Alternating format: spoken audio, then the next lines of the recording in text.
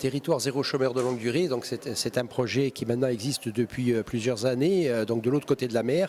Et il y a une première vague d'expérimentation qui s'est conclue de manière très positive. L'idée, c'est de faire entrer la Corse dans la seconde vague d'expérimentation.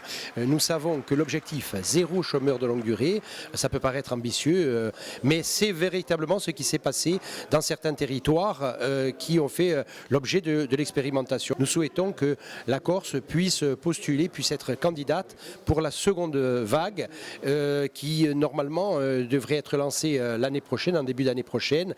C'est véritablement très important, mais cela évidemment impose un travail technique extrêmement sérieux et donc nous faisons des réunions de ce type un petit peu dans toute la Corse pour sensibiliser les communes, les communautés de communes qui sont souvent d'ailleurs les territoires pertinents. Je suis chargé de mission pour le CCAS de la ville de Bastia pour porter la candidature de la ville de Bastia à l'expérimentation territoire zéro chômeur longue durée.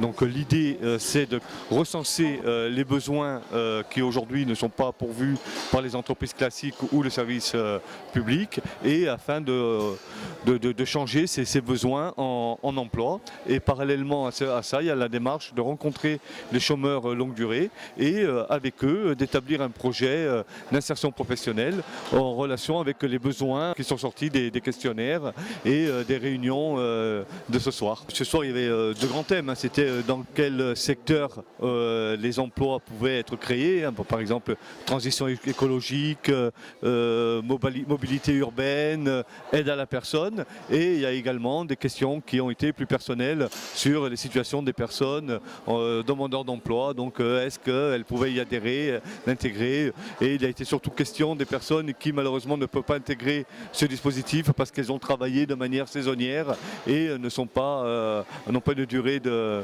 demandeur d'emploi assez longue. L'objectif, c'est de déposer cette candidature au plus tard avant le 31 octobre, de manière à ce qu'on soit parfaitement prêt quand la loi sera votée au Parlement en novembre. Le but, c'est de recueillir un peu les besoins des personnes, parce que ce qu'il y a d'intéressant dans ce dispositif, c'est qu'on part du besoin de la personne qui est inscrite au chômage depuis plus d'un an, et que ce besoin, on doit l'adapter aux besoins du territoire. Voilà. Donc les prochaines étapes, c'est-à-dire que jusqu'à la mi-juin, il va y avoir différentes réunions organisées sur le Pôle emploi avec Jean-Claude Morison, notamment le chargé de mission territoire zéro chômeur pour la ville de Bastia.